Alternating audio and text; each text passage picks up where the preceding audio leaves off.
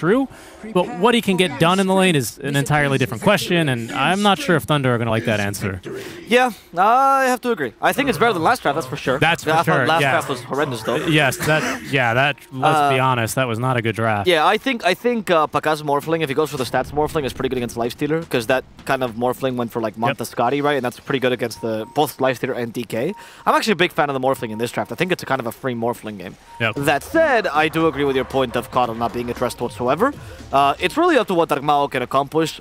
He is an okay hero against Coddle because you shove lanes, right? So Coddle shoves, you shove, you ignore each other, you never actually lane. This is the meta right now. Yep. But after that, usually heroes that can do that can also kill the Coddle or run at him. Yeah. You don't really have... It's also like the top lane is strong, no, although it could be Matthew dying. Okay, he's taken leap. He shouldn't die here, but now they can at least rejoice that he's taken leap. Because if he had taken arrow and perhaps looked to throw some arrows mid lane, that's how you can look to alleviate some of this pressure. The Mars mid, it's not as good as like the Kunkka of Dark Magos in terms of setting things up, but there's certainly not much for Matthew to do top lane after like level 3, right? Secure the second point in Siphon for DP, and she'll be fine versus Lifestealer. But it's hard for her to throw arrows and hit them versus Coddle, who, yes, stands still and channels a spell, but is very fast. Very small hero to actually hit with arrow, which is relevant. So you're finally your lean model point. Oh, yes! Yes. And Mars just isn't really good at setting it up, right? So it's really kind of hard, I think, for Thunder. Yeah. The real asset, I agree. I want to point that out just in case people don't know. Coddle's model is incredibly lean. This old man only eats vegetables, and that's why it's so hard to hit him with any sort of projectiles. Yeah, it is. I mean... And spear, arrow going to be included in those. We'll see here how good they can look to make it work. I mean, that's just, you can't stop Coddle from getting the first range creep mid lane. It's literally impossible. Yeah, and Mago's like, well, this lane is fun. Oh, Mago is really stressed out. Yeah, and Armel's, he's got a perfect voice line for that, doesn't he? Bottom lane, though, this bot lane, I think, is really quite strong, to be honest. I don't think Pakaz has anything to fear in this lane. Panda, even, is going to do a good job in the early levels, just buying him all the space that he needs, where Morphlings are theoretically in danger in this lane again. I don't think that's the case, but still. Yeah, I agree. I think that you should be fine for the most part. I mean, you do need to look at level 3, like you said, but I think it's going to come soon, and DK Willow don't have the most skill potential early. DK is very weak early levels. All he does is farm, right? He's not there to kill heroes. It's pretty simple, I think, for Pakaz. If DK starts walking at you and he's wanting to get within his stun range, start just morphing strength. It ain't that hard. There's the hope I have. Like, both these teams are teams that rely on their carry a lot. I'd certainly say that Fnatic have a more... They certainly play around Armel more as a win condition, or more often, rather, right? It's not just the Raven show. But for Thunder Awaken, it is really just the Pakaz show. And the rest of the team is there to enable him. And Hamon is one of his favorite heroes, if not his favorite hero, in addition to the fact that it's a really good matchup for Morphling. You know, if he picks the Morphling, I trust him. No, they deny mid lane. Marco even committed the spear. It's getting painful. This mid lane is awful. Yeah, and this is the concern I had. I don't think, you know, Mago's having an excellent time, especially after last game. It's on the same hero, an even more annoying matchup than the Storm even. Yep. And they dodges the Illuminates, right? But yeah, it's not looking amazing here in this mid lane. You know what's stressful about this is that in the Coddle lane, you understand as a mid laner that your only moments where you're interact with Coddle is like the first 2 waves. And then you stop actually playing the lane, and Coddle just goes and farms everything, right? And since Darkmago made 2 mistakes, honestly, that's going to weigh on his conscience. The better mid laner you are, I remember Samael saying this, the better mid laner you are, the more these small mistakes weigh on you. Dark Mago's good, and he's also a sick freak. He plays like 15 games, of Dota No, he does play 15 days of Dota a day. That's what, he actually bends time. He heats up his eyeballs. Oh, yeah, actually. Like swordfish, Like right? swordfish, Fun apparently. fact, swordfish hunt by heating up their eyeballs, and that allows them to see prey in slow motion because they experience time different than humans. Okay, fair enough. Sure thing. We won't get into it here. The Matrix is based on swordfish. We won't get into it. But yeah, Margo, story of the mid lane, he is struggling to find the farm. Yep. And might be a similarly average time to Link Dagger as last game. Matthew is doing the thing where you decide, maybe I'll just take a stroll. I would like to gank mid, but I can't. Sacred at least should be fine this top lane. He's getting a bit harassed though now with Raven. Sacred. Yeah, deep jabs as well. Make dying top lane. Sorry, make that bottom as Sacred salves up. Yep, and they will get first blood. It's Panda with the spit, who will pick it up. That second point in poison attack, very strong. Yeah, Panda continues to attack DJ. And DJ could be in trouble. Panda as well has a fairy farm. In fact, Panda acknowledges he's going to die. Lets Pakaz finish him off. In fact, Pakaz cannot get the last hit because Panda's poison is too strong. Yeah, I mean, this position 5 Veno is, sorry, not Veno, Viper is venomous, though. I mean, Panda does this regularly. He's, as he denies himself, he's one of the highest ranked players in NA because he's a very, very annoying to lane against, and he's a great position 5 player. And he does everything for his carry, actually. A little fun fact, Pakaz's favorite player in general, like, you know, of all the professionals in sports, is himself. And the reason why this lane is so good and why Panda is such a good fit for this team is because when they asked Panda, who is your favorite professional sports player, he also said Pakaz. It's a match made in heaven. It really is. It really is. Imagine a year ago when you had to tell us about HFN. Like, no, my favorite one is Pakaz. HFN's like, what? What? Why do you like him so much? Anyway, this lane has gone well for them, and this is the saving grace for Thunder. Last time we actually saw an absolute domination by them. As top lane, by the way, Sacred, he's in trouble. That Spirit Siphon might secure the kill onto Raven, though. After Sacred's death, Matthew's going for it, and the leap will ensure this happens. And we still have a Starstorm. Matthew attacking Januel. He knows there's no shield, so no damage reduction any longer. The creeps, though, are really annoying. Matthew has one last leap. The Fairy Fire on top of that. Matthew will make sure this turns into a double kill.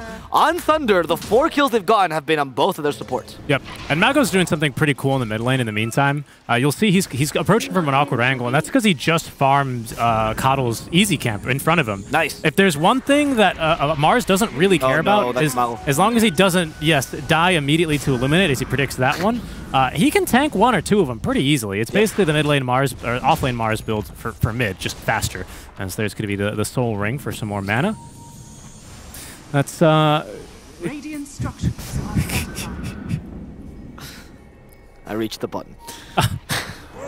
Yeah, the Mars is capable of tanking 1 or 2 Illuminates, right? Hence he goes for the Soul Ring build, which also allows him to shove the lanes. And yeah, so he's doing a good job of shoving lane and then immediately going back and contesting Armel and trying to make him, you know, slow his farming speed a bit. This is going to work for the side camps, but eventually Coddle's going to go into his jungle and farm these now stacks being made by Januel here for shortly, even faster.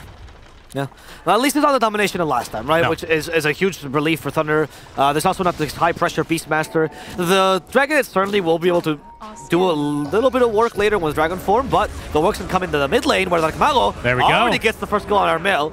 And Matthew did think of taking that, but Mago said no. Yeah. God's rebuke, it's mine. That's a really, really big rotation. Both supports coming over the 6-minute rune, level 6 ready to go here on the Mars.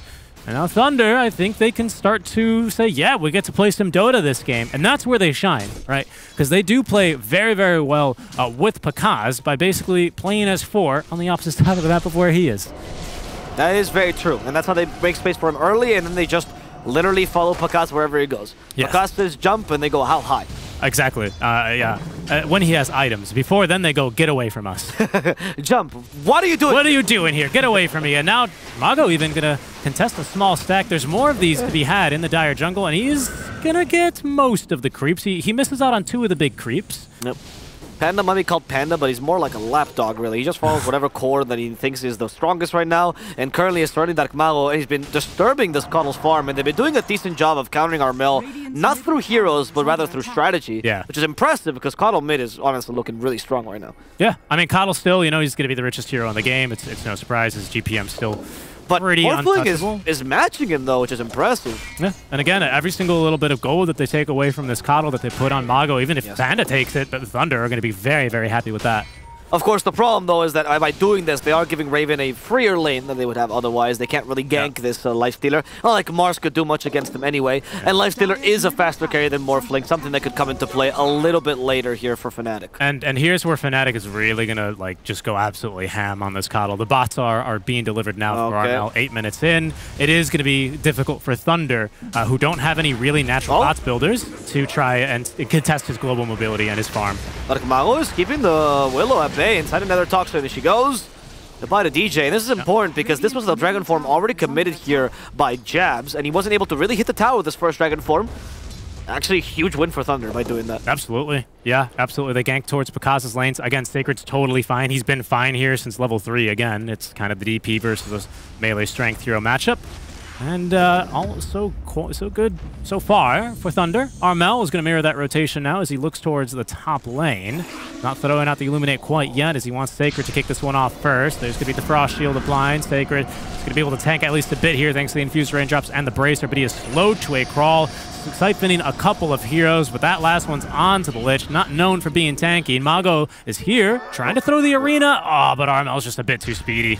Januel is also kind of juking them a little bit. Mago can still probably secure this kill as he spears the Lifestealer and uses that to kill Januel. Matthew trying to run away from the Illuminate. Mago still has the arena. Armel obviously the target because Raven still has that rage. And Thunder Awaken, they use the Moonlight Shadow. Of course, Fnatic did see that Fade time, so they should be aware of this.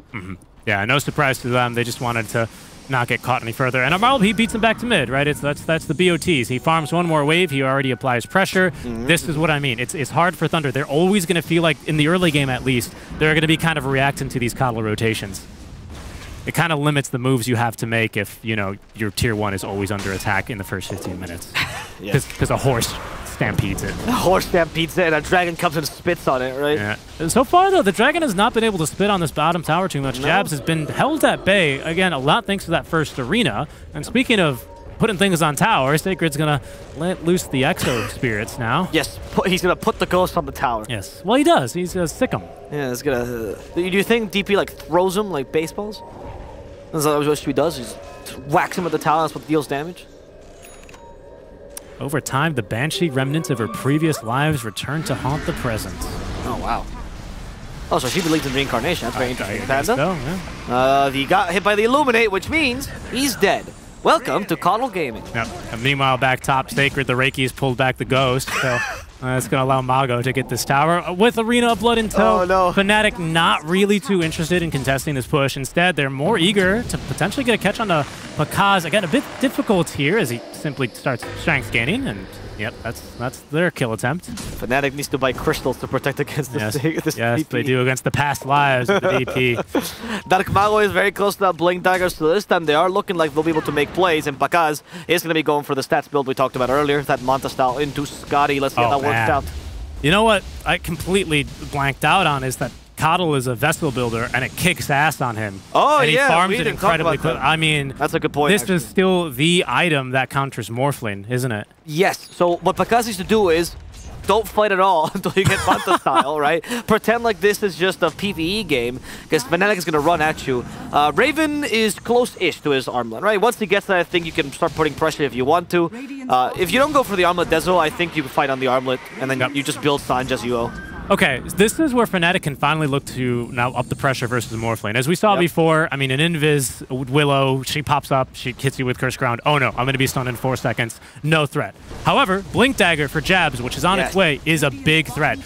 There's Mago as well with his own Blink Dagger. It's a very fast timing. Again, a lot of those stats are from offlane Mars, but this is still pretty darn good for a Mars. DK, though, has a Blink of his own. Thunder, they're not ready for it. Okay, they did stun the Morphling. He didn't get Tetris Shift off. The damage from Lich is really high, and he does die to the poison from Jabs. However, in this arena, they stuck Jabs against the wall and decimated him as they also bring down DJ. That last stun will not save his life. However, a tower does fall in favor of Fnatic, and they did kill the carry, so not the greatest trade, but wasn't too bad for them. It's acceptable. They lose the tower, they lose the carry, but it's acceptable. And this is something that's really interesting, right? They take the tower, lose. Oh, no, you're right. Sorry. No, they lose the tower. Yeah. For Thunder, it's acceptable, right? This is something that's really interesting because if you looked at the Blink Dagger timings, especially for DK Mars, DK usually gets his a bit earlier and much more consistently. The standard deviation is super low because he's not really played mid anymore. But for Mars, it does differ a lot. Usually offlane Mars, they buy, double Bracer because they're not naturally tanky. But this is a mid lane Mars. He's a lot faster, and I think Fnatic are on the receiving end of that one. The DP is going to be found down bottom. There's the Vessel coming to deploy as well, Richie. That's going to hit with the Illuminate. Sacred has the Hooded Defiance. There's Mago. Going to help him a lot. That Mago comes and joins in. He did spear Jabs, though. He was probably looking for Armel instead. Sacred somehow keeping himself still alive. But that last Spirit Siphon will be cancelled promptly with a pa-pang of the shield. Yes. That's what it sounds like to me. I don't know, you did all the sound effects in Dota with your It was me and Dota2 Capitalist. Yes, indeed, indeed. Sorry, Cap, my bad. Dark Mago, he was looking to spear the Coddle. If he got Coddled, actually could have been a kill, honestly. Yeah. But intelligently enough, Jazz put himself in the way of the spear. He is going to save his princess to the Coddle. And now Jabs is making great progress as well towards his Fireball. He's going to get his next items, BKB, Ag Scepter, whatever he really feels like, extremely fast. Yep. So this DK, this is where he does have the advantage over something like an offlane Mars, because DK with that Fireball, he farms like a madman. Mars generally doesn't. I mean, Mars farms good, like on the baseline, but it requires so much mana, right? Yeah. And also, when you're at mid-Mars, I don't think you have the liberty to just go and push out waves. You kind of want to be active with your team. And the problem, of course, happens with Sacred, where the TP farms okay-ish. Certainly not as fast as the Fireball. Certainly not as low commitment as Fireball, because you need to Crypt Storm the wave twice, and that means you have to stay there for quite a long time. Radiant's bottom tower We haven't seen much of the carries. That's because they're both very keen to get their first couple of items online. Of course, for Pakaz, that's obviously the Manta. For Lifestealer, it's going to be the casual Sanj, which just synergizes beautifully with his entire kit. And that Scotty is a bit earlier than you might expect it, of course, to deal with the Morph and the DP. Very high value this game for him. Yeah. Pakaz would have maybe considered the BKB, right? The Vessel as well as a secondary item, or just to deal with Coddle in general. That Scotty might deter that idea. I wonder if Morphling will also go for his own Scotty. Smoke breaks. Mago, he's in. But John Noel is so quick on the Sinister Gaze. He stopped Dark Mago's initiation. He has to settle for this Lich, punishing him for transgression. But in fact, Jabs stuns Dark Mago. He did get the Spirit off, but that's not going to be enough. Terrorize on top of this. Dark Mago's been punished. And Matthew falls with him. Sacred, he bit off him more than he could chew, went into the Lion's Den, and he got torn to shreds. Yeah, he did, that Lion. He thought it was a Kitten's Den, but it was certainly a Lion's Den, diving past the Tier 1 tower while it's still up. Very aggressive move, right? And this is why we like to cast Dark Mago. He makes these plays. Fnatic, though, they're ready. They're in position. They were smoking themselves, actually, so maybe unlucky for Thunder, but Fnatic also have their own timings you have to consider. And it's just a great counter initiation. Shout out to the supports. DJ and John Noel, they save their spells here until they're just needed, right? Yep. You can see the Terrorize gets pump faked once or twice. Finally, it comes through just to guarantee these couple of kills. And that's good. That's the problem with these kind of initiations from Mago, right? They either work and they look like he's the smartest man in the game, yep, or they turn out like that and you end up scratching your head a bit because what could you have done? Yeah, and Matthew now gets found out as well, so another easy kill going the way of Fnatic. This is not what Thunder Awaken was hoping for. And Dark Mago, when he does these initiations, he tells his teammates, let's go, cowards. And his teammates sometimes follow him to his death. They've learned that Dark Mago will do it whether they say no or yes. Very true. Again, it's all to create space. It's all in the name, that is, of creating space for Pakaz, who has your Lord and Savior, Pakaz. At least gotten the Manta style online. So a fight is viable. It's viable that he shows up, especially if they get the first stun like this. Onto Jabs. Broken here. They can get through him rather quickly. Spits down the Fireball onto Dark Mago as they get the first kill here. Panda's likely to die there to that Vestal charge, but Pakaz is in here with the Rage as well. Januel can't touch him. He runs into the wall, and he will be finished off by Sacred. Raven on the run with just a Sanj and Armlet. Not keen on going mano versus Pakaz, as Pakaz wants to go for more. Onto DJ, he will go. Terrorize channel, but juked by the Manta. Pakaz with 2 kills.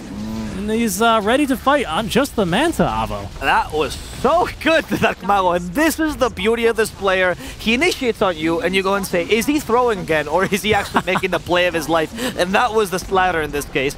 Honestly, if you're Fnatic, you can't blame him for this. There's no way you read this. Genuinely. Like he does this, and you go, are his teammates near him? How do you know? Yeah. I don't think he even checks his teammates if he's there with I can guarantee you, after watching those regional final games, remember, he does not. There were instances where Mago doesn't even know. he will just make the jump. How do you play against it? It's like the 50-50, right? It really is. It's insane. And he goes, oh, the team was there. Yeah, and John Dwell was like, what do I do? What is this guy? That was really well played by Pakaz, though. Pakaz really understanding the read there, and that he could take a couple of free kills. Of course, the Manta style saving from the Vessel early. No Scotty yet on Lifestealer. And look at his quick by Richie. Oh, he is going for that Scotty himself. Oh, yeah. I think it's pretty big, right? They did slightly adjust it. It's more move speed slow, right, than it is attack speed. Or sorry, it's more, what did they do? Attack speed slow, the movement slow. Yes. I think is that, right? Yeah, they slightly adjusted it in 731C. Yeah. But the healing is the important part. Healing's the important part, yeah, absolutely. Yeah. Both for Lifestealer and Morphling, just want to reduce the healing as much as possible. The attack speed slow, I think, on Morphling is not that big a deal, to be honest, or movement speed, right? Yeah, it was. Yeah, I think the reason I bring it up for the movement speed is, you know, that's how you play against a Lifestealer. You confirm just for the stream. You try and kite him out. Yeah, it is the buffed the attack speed and lowered movement speed slow. Yeah. Okay. All right. Yeah, it's hard. These small changes, you gotta read them with a. It's 10%, but that's a lot here for these melee kind of heroes. It is. And you won't be able to kite Lifestealer as easily, which is an important part here, of course. Yep. The attack speed, though, might be an issue with a mano-a-mano that we talked about earlier. Exactly. Naturally, Morphling does DJ? usually scale better. Invis rune, yeah, so he's going to be able to get the jump here. God doesn't That's blink as dagger. well. Yeah. Again, it's just you need Jabs to be the one to jump in. Yes. But Jabs is scared because of Nether Toxin. Yeah, true. And Bakaz is going to be tanky. Okay, this could be it. Into the trees he goes, and... Oh, that was weird. He went to the trees, lost vision of him, and Jabs couldn't really jump in with a Dragon Tail in time. Yeah, got it. Yeah, the way that the fears work a bit differently, right? Because if you get feared from DP, I think you just run away from her. But if you get feared by Jinx and Willow, you run towards your fountain. That's what I thought too. Yeah. There's some weird interactions where it seems to break. And sometimes with terrain, it's really funky as well. Or I mean, just a bit of a miscommunication there. Either way, it's just an Invis rune at the end of the day for Fnatic and an ulti that they can honestly likely go without here for the next minute. As we've entered a bit of a lull where both cores, again, they would like to get their Scotties up. It's the race, a drag race even, to the eye of Scotty. Armel, in the meantime, he's happy to continue farming the entire map. Richest hero in the game. Yeah, Armel, what can he do with his farm, though? He's gone for a BKB to survive this onslaught from the Mars as well, so now he'll be able to leave the arena. For sure that Mao has his number now. Matthew actually reveals the smoke, and did they see him? Oh, well, now they will. Planting a ward. They're going to see Matthew. Matthew tosses the arrow. Jabs make that. Okay, Thunder Awaken saw him on the ward at high ground. That's what I was asking, actually. Yeah, so well done by Matthew. That saves him completely. I mean, it wasn't really intentional, but good positioning, I guess. Yeah. Thunder would love to fight when Mago finishes up his BKB. He's 800 gold from it now, but that gives him a much better fighting chance in these team fights, making sure that Coddle doesn't just kill you with a salvo of spells, basically. And we have extra level 2 now as well, so we're hitting the stride for Sacred. They do take a free tower down bottom, though. It's tough because regardless of what we're talking about in the items, currently Lifestealer is just stronger than Morphling. That's the nature of it. He does much more in these fights because of the rage. Morphling needs a little bit more time. The second item is going to probably make the change. And something we haven't mentioned is that, you know, Armel is free to farm Raven is free to farm as he just was down bottom, right? Oh, mid. They found Sacred. Terrorize hit. They hit with the Illuminator as well. The Bedlam Sacred, thanks to the Hood of Defiance, is still alive. Wow. Sacred tanking this whole thing, but I think he will live. In fact, thanks to the Arena Blood, Jab is also in trouble. Oh, he lost his princess, or his Willow in this case, and now the Knight goes down as well. Yeah, that was a really, really good counter initiation. That time it was Fnatic who go a little bit too far behind a tier 1 tower, and I punished with some great rotations. Arena of Blood, sure, just for the DK, but again, while your core is off farming safely, you're happy if you're Thunder. Yep. They are getting ever closer here to the Scotty. They're just about dead even, so we're very likely for a big train wreck of a fight, Avo, in terms of the Eye of Scotty timings for both of these heroes. The true essence of SCA versus SA. Timing, strategy, who cares? Go 5-on-5, and whoever's better at clicking spells, that's whoever comes out alive. Okay, double BKB for Thunder, right? They now have one for Sacred, one for Mago. This is going to be big for them. We can see the hectic call. Oh, Sacred has it. Oh, wow, that is huge, actually. That is big, yep.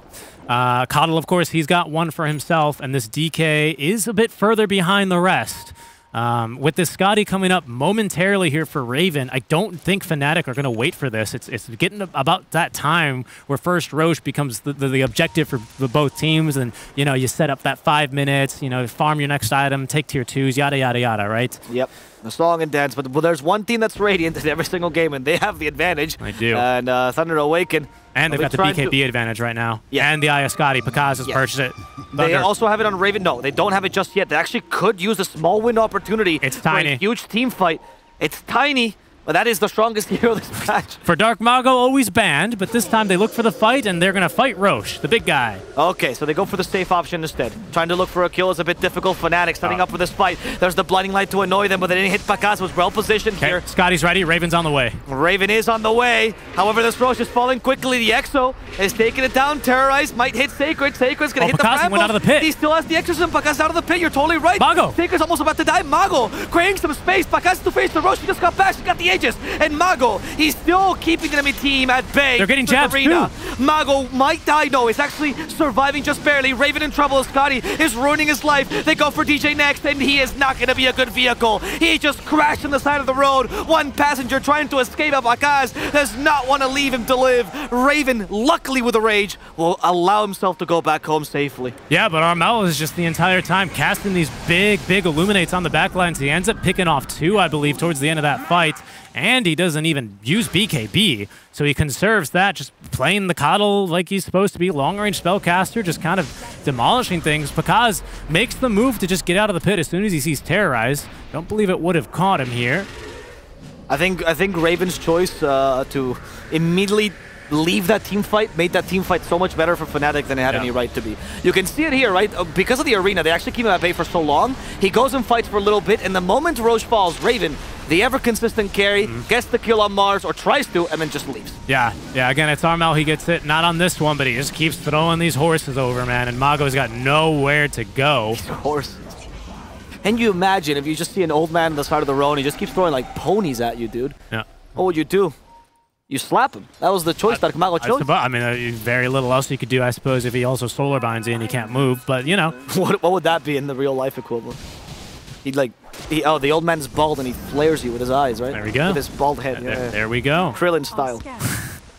As Pakaz quite happy with his team fight went, because I think he determined he is stronger than Lifestealer currently, and Raven starting to feel the anxiety about that. Yeah, I don't think he quite has the damage to right-click through him yet. No. But he will. It's a slow but eventual win for Morphlane. This does get scarier for the Lifestealer when the damage items come online for Morph, right?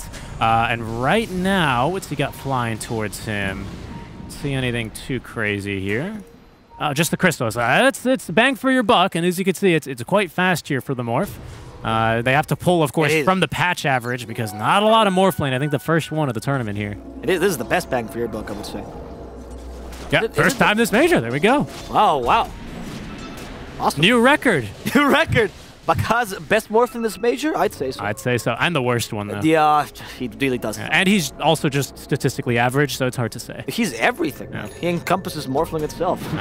This joke right, of course. BKB on Jabs here. This might be a small turning point. Jabs kept getting caught in the arena, right? Yep. And that's actually like Mago's role, very similar to what Bepum was doing.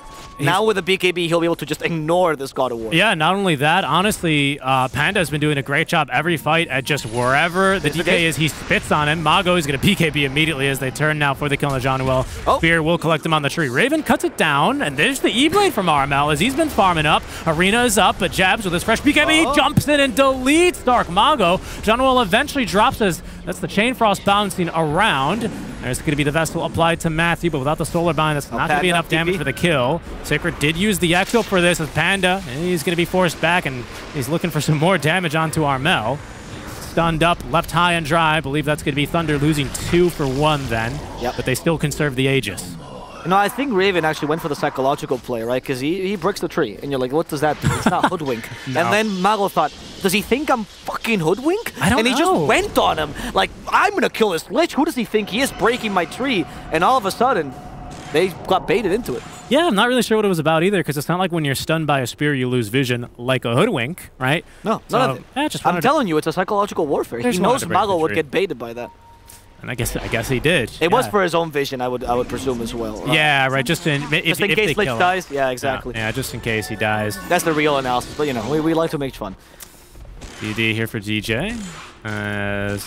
Right now, Pakaz, nothing in the quick buy. He's sitting on a pretty decent amount of gold here with 2K. Raven's got the Satanic clearly set. That's that secondary Dispel, and of course the lifesteal amped by Sanj, right? With Feast, it's a lot. It will help him the 1v1. It will. I mean, the secondary Dispel can be kind of useful when you're trying to regen a bit, because Morphling might be like, you know, hit Scotty, run away, doesn't reapply it. All of a sudden you Dispel the Scotty and you get like that extra second. Sometimes 1 or 2 hits of Satanic is all you need to really regain everything, right? Absolutely, right. Especially it'll come into play here. When you got Feast operating as well, all on top of that, your Sanj, yes, it's going to be good. It also allows you to play much more liberally with your Rage, because right now you have to be careful with the DP silence, right, as you said. And with the Satanic, boom. You can just go into the fight, keep it until the very last moment. Who cares? I was wondering if we would see a Dispel here, an aggressive Dispel, that is, for Thunder to deal with the Frost Shield, because that is something we haven't really touched upon, but would be kind of a fight changer, right? Who's building it? Well, it's Matthew, right? Matthew has the Yule Scepter now. Okay. A little bit hard to use this item on a Lifestealer in general, but it is important to consider the Frost Shield is going to allow Lifestealer to tank basically all of Morph. Morph is a right-clicker. He's a physical damage, in case you haven't seen the new Morph. This is going to be, like I said... Yeah, stats Morph. It's the older Morph, right? It's not the shotgun anymore. You do the... you just build a bunch of stats, and you're kind of unkillable. Absolutely. Yeah, and then... I mean, he's got great base damage. He always has, right? But now, since that's your only go-to, with the Crystallis eventually into Daedalus, perhaps Silver Edge, on top of the BKB, Pakaz is going to be mighty upset if this Lifestealer has 70% damage resist on top of armor reductions. I like the choice of the Satanic a lot, and I just decided to go for the Silver Edge, by the way, so he might be able to just 100-0 like Mago. And I think that might be the solution. In the Bet Boom game, I think something that they didn't really consider, they couldn't really do, was the... Oh, we burst on the Mars, right? They just couldn't really do that because it was a support and everything, and you wasted too much time, etc., etc. But here, where he's a mid laner, bursting him down is a huge win to you, and then he can't really control you for a while. As they will do the same here to Panda. Mago thought about going back in, and then Panda said, no, I love Pakaz. Get away from me. Don't die. Do you think that's what he does when he dies? Pakaz! I love you! Pakaz, please! Pakaz, like, this weirdo keeps calling my name. Raven? He's not too scared. It's going to be the Raged Pakaz buyback here on the Viper. It's still before the Roche timing, but Abo, they seem eager to fight. Mago is way too eager to fight. Oh, yeah, he is. And they're eager to burst him, eager to show him his place. Pakaz, he leaves. Sacred with a blink as well. Yeah, Pakaz is eager to leave for sure. Yeah, again, I was a bit surprised Thunder were so keen to defend the Tier 1. They still have top, they're Radiant, right? So, of course, they want to be looking for this next Roche fight, not giving up too much control, but they still have this ward for 30 more seconds they can place, the one that Scott and Armel currently.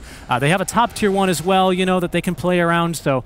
a bit of an unnecessary death, and one of the biggest differences on why it's so much easier to nuke through a mid lane Mars is mid lane Mars a bit more of a spellcaster than the kind of tank that an off lane Mars is. He's going to refresh you here from Mago, right? He realizes it's all about the spears, getting that secondary stun, continuing to lock down these heroes, more so than, you know, tanking TB shots or tanking the gyrocopter flak cannons with my active bulwark, right? Yeah, that's true.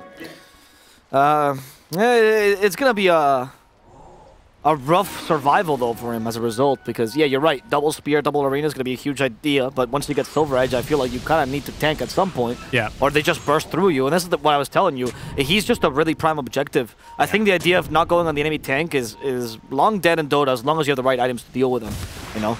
And this is a good example of it. And even then, right, it's not like he's the only traditional quote-unquote tank in the team, right? So Sacred is very, very difficult to kill. No Yule Scepter, mind you, right, but a BKB and now a Blink Dagger to help his positioning. Even Panda, like, he's a 5. Like, he's a tanky 5, you're right. And he has Glimmer Cape and Force Staff. Hell, the Morphling could be considered somewhat of a tank, you know? A risky strategy, but that could always pan out, because I think too many times we've all played against Morphlings who have just simply... Yeah, that's why I think the first target is Mars, because you get rid of the arena, and then that's it. And Dark Mago's always playing so front. This is something that Bet Boom also did, by the way. Sorry, I quote this team so much. It's okay. Really They're good fun to watch. Yeah, so they figured out that against Dusa, because teams will actually tank so much with the Dusa in the front lines, if you just kill her first with the Mars Arena, you win. And it sounds simple, but it's a very good way of baiting how the enemy team plays. From Thunder.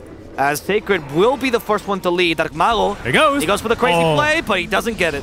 Pakaz, however, does burst down DJ.